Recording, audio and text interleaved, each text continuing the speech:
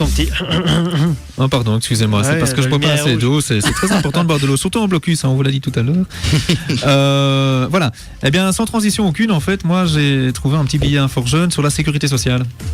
Et paf, on en parlait tantôt, des taxes, etc. Sécurité sociale, je ne sais pas si ça vous parle à vous. Ouais. Brahim, Aaron, oui. Audrey, toi.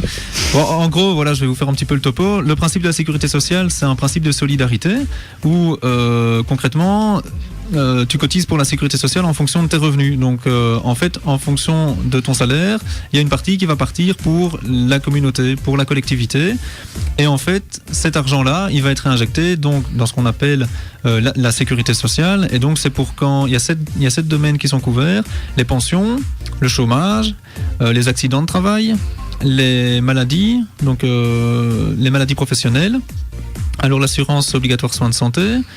Il y a aussi les prestations familiales, allocations, etc. Et puis après, les vacances annuelles. Et donc ça, c'est les 7 domaines qui sont couverts. Quand on a des situations comme ça où on n'aura pas un salaire de travailleur, eh bien, il y aura des allocations ou en tout cas une rémunération de remplacement qui sera faite. Et ça, c'est grâce donc aux cotisations sociales qu'on paye lorsqu'on touche un salaire. En tant qu'étudiant, par exemple, on a la cotisation de solidarité et pendant 50 jours, ces cotisations sociales-là sont réduites. Donc l'étudiant peut gagner un peu plus d'argent au niveau net. Et après au 51e jour, à ce moment-là, les cotisations sociales sont dues complètement. Donc ça, c'est le statut un peu spécifique pour les étudiants. Mais sinon, voilà, donc la sécurité sociale, c'est vraiment la partie du salaire qui part. Et il y a des gens qui évitent de devoir payer ce genre de choses. Et donc, on est de nouveau on a beaucoup la question avec les étudiants du travail en noir. Donc, quand on ne travaille pas déclaré, la difficulté avec le travail non déclaré, c'est bien ça, c'est que ces cotisations sociales-là ne sont pas payées. Donc, ça veut dire que derrière, on n'a pas la sécurité sociale et puis on n'aura pas tout ce qui est au niveau de la santé, au niveau des remboursements de frais d'hôpital, etc. Et l'employeur ne pourra pas prouver que ce sont des maladies et des accidents du travail. Du coup, on va se retrouver tout seul. Donc, c'est pour ça que le travail en black, le travail non déclaré, est strictement interdit, évidemment. C'est parce qu'il y a cette partie-là de la sécurité sociale qui n'entre pas en compte.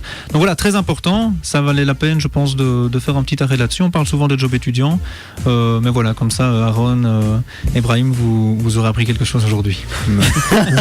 C'est tout. Voilà. Vous avez appris que ça. Vous avez appris que ça?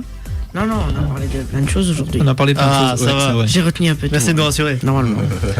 Voilà, alors on arrive à la fin de l'émission. Il y a Lavinia qui vient d'arriver. C'est ça. C'est ça, voilà. Bonjour à elle. C'est elle qui va suivre avec... Jusque 20h 19h. Jusque 19h, vous allez démarrer la soirée avec elle. Elle est fort sympathique, je vous le garantis. Tu la connais depuis 2 minutes. Ouais, écoute, voilà. Alors, 2 minutes, elle était sympa. Pendant 2 minutes, elle était très sympa, c'est vrai. Il y a le feeling, voilà, c'est comme ça. Et alors, nous, on a juste envie de vous dire encore une petite actualité. C'est qu'avec Info Jeune, on est en train de développer une plateforme cvéétudiant.be. Elle n'est pas encore en ligne et disponible, mais ça va permettre à tout le monde de faire son CV étudiant sur mesure, de le partager via les réseaux sociaux, etc. et d'avoir toujours avec soi. Et il y a un truc, si je peux me permettre, il y a un truc, parce que je l'ai déjà testé et tout, et il y a un truc qui est super sympa, c'est que, vous savez, faire le CV, ce qui est super embêtant, c'est qu'il faut faire le design. Donc il faut s'amuser à mettre des belles photos, à mettre bien la mise en page. Et ce qui est bien avec cvéétudiant.be, ce qui va être bien, c'est que vous remettrez tout ce que vous savez faire, toutes vos compétences, et le site vous fera automatiquement un PDF que vous pouvez imprimer avec un design et tout bien mis en page avec votre photo. Donc voilà, ça va faire gagner un temps de fou, quoi.